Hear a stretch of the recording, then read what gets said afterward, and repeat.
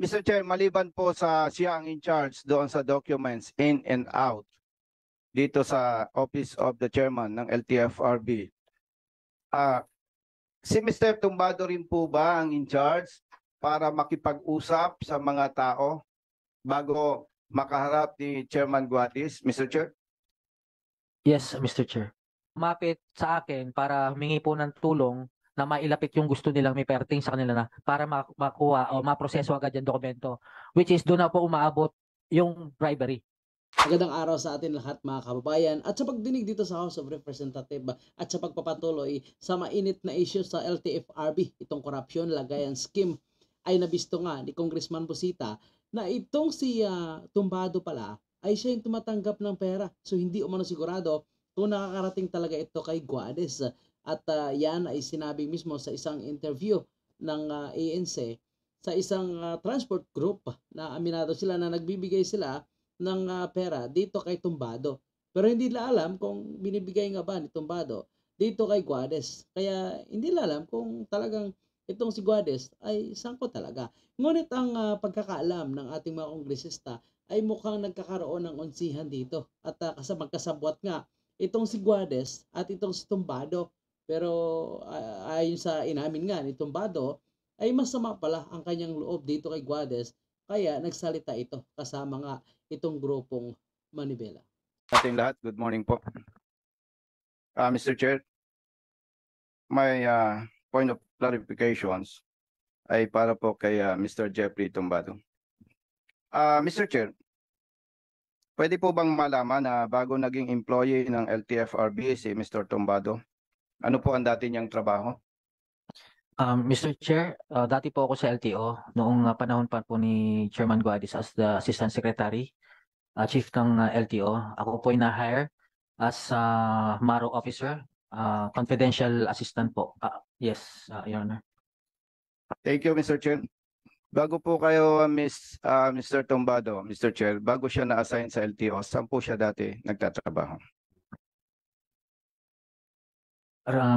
Reporter po ako sa Bulgar. Thank you, Mr. Chair. Mr. Chair, si Mr. Tumbado po ba from LTO ay kasama ni Chairman Guadis nung mag-transfer sa LTFRB, Mr. Chair? Yes, Mr. Chair. Nung nailipat po siya sa LTO, a few weeks, sumunod po ako dahil nangangailangan po siya ng communications team. Thank you, Mr. Chair. Mr. Chair, pwede po bang malaman kung si Mr. Tumbado ba ay nag-apply ng position as Executive Assistant sa LTFRB? Ako po inirekomenda lang po ng kanyang malapit na pong kaibigan dahil po naghahanap po sila ng mapagkakatiwalaang tao para po mag-scan, magbantay ng mga dokumento na hindi po makakalusot kung sakaling may magpalusot. Your Honor. Thank you, Mr. Chair. So ibig sabihin po, mayroong somebody na nag-recommend kay Chairman Guadis para ma-accommodate si Mr. Tumbado. Mr. Chair, pwede po bang malaman kung sino itong nag-recommend kay Chairman Guadis para i-appoint as Executive Assistant si Mr. Tumbado? Your Honor, hindi ko po muna bubunyag po yung kanyang pangalan dahil wala po siyang kinalaman po dito sa corruption issue. Okay, Mr. Chair. So, kung hindi po ninyo mabanggit, siguro hindi nyo rin po babanggitin kung ano ang relasyon ninyo dito sa nagrekomenda sa inyo. Tama po ba, Mr. Chair? Wala po, Your Honor. So, wala po kayong relasyon doon sa nagrekomenda sa inyo? Wala po. Mr. Chair, bilang designated executive assistant ni Chairman Guadis, si Mr. Tumbado, ano po yung inyong functions dito sa office ni Chairman Guadis? Yung pong mag-asikaso po ng mga bisita, yung mag-checking po ng mga dokumento na bago po ipasa kay Chairman, sa loob kailangan po masala po muna, ma-check ng mabuti bago po ipasa kay Chairman. Mr. Chair, maliban po sa siya ang in charge doon sa documents in and out dito sa Office of the Chairman ng LTFRB. Si Mr. Tumbado rin po ba ang in charge para makipag-usap sa mga tao bago makaharap ni Chairman Guadis, Mr. Chair? Yes, Mr. Chair. Maliban po dyan, Mr. Chair, totoo po ba ang impormasyon na ang isang telepono ni Chairman Guadis ay hawak ni Mr. Tumbado during his time as Executive Assistant of Chairman Guadis? Mr. Chair, simula nung akong naging EA, never po na pinahawak ni Chairman po yung cellphone niya. Ang pagkakaalam ko, ang umahawak po ng cellphone niya, yung kanyang Executive Assistant 2, si Mary Jo Borja. Ulitin ko, Mr. Chair. Kay Mr. Tumbado, yung po bang isang cellphone ni Chairman Guadis ay hinahawakan mo at pinagtitiwala sa iyo, Mr. Chair? No, Your Honor. Mr. Chair, ilang months na po na Executive Assistant ni Chairman Guadis si Mr. Tumbado? Since February hanggang sa pag-resign ko ng September 15. So maraming buwan na po siya, Mr. Chair, na nanungkulan as Executive Assistant ni Chairman Guadis. Mr. Chair, si Mr. Tumbado ay naniniwala na may katiwalian sa LTFRB, tama po ba? Yes, Your Honor. Mr. Chair, matagal na nanungkulan as Executive Assistant si Mr. Tumbado sa office ni Chairman Guadis. Doon sa ilang months na nanungkulan siya, mayroon po bang insidente o pangyayari na tumanggap ng cash si Mr. Tumbado habang siya ay Executive Assistant ni Chairman Guadis? No, Your Honor, wala po. Ulitin ko po. Mr. Chair, si Mr. Tumbado po ba ay nakaranas tumanggap ng cash nung siya Executive Assistant ni Chairman Guadis? No, Your Honor. Mr. Chair, with your permission, pwede po bang i-present yung video? 25 seconds lamang po ito, Mr. Chair. Comsec, please prepare the video. Sa katotohanan naman wala naman talaga akong wala naman kaming wala naman akong ibinigay na pera kay Attorney Guadis dahil yan yata ang pinapalabas ni Jeff Topado. Wala ka akong binigay na pera kay Guadis, kundi kay Jeff lang ako nagbigay ng pera. More than 31 years po ako sa public service at matagal na po ako dito sa ating advokasya at naniniwala po tayo na may matagal ng katiwalian sa ahensya ng LTFRB. At katulad po sa ibang ahensya, sometimes may mga sangkot na nagbabanggit lamang ng mga pangalan na hindi naman talaga nalalaman nitong binabanggit. At dahil po dito, Mr. Chair, it's high time na matuldukan itong mga katiwalian na ito para sa ganung pamamaraan po ay masugpo ang ganitong anomalya na nagpapahirap sa maraming motorista at sa kanilang pamilya. Binabanggit ko po ito, Mr. Chair, dahil nung ako po ay nasa active service pa, may mga humingi ng tulong sa akin. Dahil limitado ang ating oras, kaya po nating iharap sana ito dito para ma-establish natin na talagang may anomalya sa LTFRB. But again, Mr. Chair, sometimes nagagamit ang pangalan natin pero wala tayong kinalaman dito. Mr. Chair, may I respectfully manifest that Mr. Benhur Minur of Liga ng Transportasyon at Operators ng Pilipinas be invited to attend on our next committee hearing to shed light in this particular issue. I so move, Mr. Chair. I second. Any objection? The motion is carried. Comsec, you're by directed to invite the subject person mentioned by the Honorable Bosita in the next hearing. Mr. Chair, if I may be allowed to continue. You have 1 minute. 1 minute. 1 minute only. Mr. Chair, if I may, baka pwede po sa second round na lang dahil magiging alanganin po yung aking clarifications for Chairman Guadis. Thank you. Thank you, Mr. Chair. The next interpolator would be from the majority, the Honorable Salvador Plato, and before the Honorable Plato would interpolate, any of our resource persons, the chair would acknowledge the presence of the Honorable Rodante Marcoleta, representing Party List Sagip. Welcome po. Honorable Plato, you have the floor. Thank you, Mr. Chair, to our dear colleagues and our esteemed guests. Magandang umaga po sa inyo lahat. Mr. Chair, kanina po gusto ko talagang, alam naman natin, this is inquiry in aid of legislation.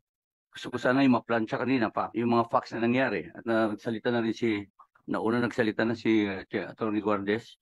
At ngayon lang nagsasalita si Mr. Tombado.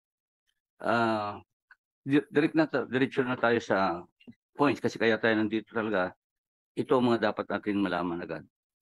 Kay Mr. Tombado,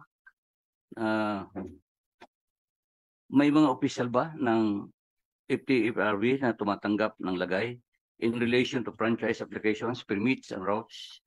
Binawi mo ito after 2 days. After more than a week, nirikant mo ito. Yung muli ang pagbawi. I hear from you, Mr. Tombado.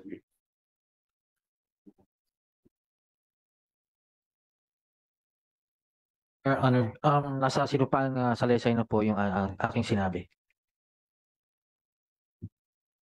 Okay, ulit, Mr. Tombado.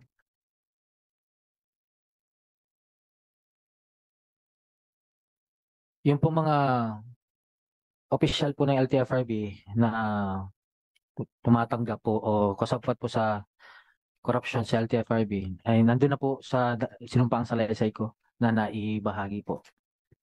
Thank you, Mr. Chair. With your indulgence, Honorable Plato, point of clarification lang. Mr. Ambado, yung pong sinusabi niyong sinumpaang salaysay, yun po ba yung recantation niyo o sinumpaang salaysay na sinambit mo sa NBI na nag-imbestiga? Recantation ko po. Yung recantation. Yes, Your Honor. Doon po sa recantation ninyo, binabawi po ninyo lahat ng sinabi nyo nung una sa inyong press conference together with Manibela. Tama po? Yes, Your Honor. Yes. Ang tinatanong ni Honorable Plato is, ano po ba yung mga charges ninyo na sinabi doon sa press conference na yon? Ang naging basehan ko po yung mga operators na lumalapit sa akin na nagsusumbong na ganito kaya mahirap po silang kumuha ng dokumento dahil napakabagal po. So napipilitan na lang po sila lumapit sa akin para humingi po ng tulong na mailapit yung gusto nilang may perting sa kanila na para makuha o maproseso agad yung dokumento, which is doon na po umaabot yung bribery. Dahil po sa bagal po ng pagproseso sa papel, umabot po ng kalahating taon, minsan 1 taon. Lahat po maraming operators po, Your Honor, na lumalapit sa akin, binubulalas nila yung mga problema nila.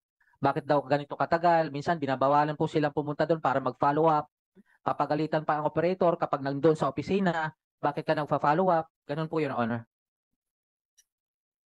Satisfied, Honorable Plato? Thank you. Thank you, Please Mr. proceed. Chair. May I continue, Mr. Chair? Thank you. Kanina, nagsalita na rin kasi si Attorney Guardes. Ano po masasabi ninyo sa mga akusasyon laban sa inyo ng inyong dating head of assistant? Dinilin niyo po ito, mga ito. Can we hear from you, Attorney Guardes? With the permission of the chair. On the allegation that there has been some taking of money in exchange or in favor of a franchise, what I can say is that no single person has the power to approve franchises. We need the LGU, DOTR, and we need also other government agencies. It is not LTFRB alone. So I do not know exactly what or where is Mr. Tombado coming from with this statement. That is all, Mr. Chair. Thank you, Mr. Chair. Kung dinidinayin niyo po ang allegation laban sa inyo, may naisip ba kayong rason bakit magbibitaw sa inyo ng dating HCA nyo ng mga allegation laban sa inyo? Thank you, Mr. Chair. Ang alam ko po, noong nagkaroon po sila ng sigalutan sa office ko between him and the other officers to diffuse the tension, binaba ko po siya sa ibang division para lang po magpalamig. Ito po ay kanyang minasama at siya po ay nagbitiw. After 15 days po, tila po at may mga nabitawang salita na agad naman niyang binawi sa akin the next day at nag-apologize naman po. Thank you, Mr. Chair. Sinasabi ni Mr. Tumbado na may bayad daw ang pag-appointment sa inyo. Totoo ba ito, Mr. Chair? Hindi po totoo ito kasi ang primary scheduling po, ako po ang nagdi-determine. Ang opisina ko po ay open from 10 in the morning to 10 in the evening and the records will bear that out. Any of my staff can set an appointment with me. So I cannot comment exactly on what he believes. Thank you, Mr. Chair. How true ang corruption sa low level ng LTFRB, Mr. Chair? Mr. Chair, the most vulnerable probably to issues of corruption are the people who are most exposed to the public. Normally po, ang policy sa LTFRB is no visitors allowed, except probably doon sa public assistance and complaint desk. Dahil sila po yung very vulnerable, possibly po, nandoon po yung mga corruption na sinasabi. But again, I cannot have any personal knowledge on this as of this time. Mr. Chair, what I can only say is that for every whiff of corruption that I hear in my office, I immediately conduct an investigation. But as a lawyer, I know for a fact that that investigation will never proceed kung wala pong tatayo na testigo. Kaya po yan po ang isang napakabigat na problema ng LTFRB ngayon. May alingas-ngas, may uso, pero pag nag-imbestiga ka, wala naman pong tumatayo na mga complainants.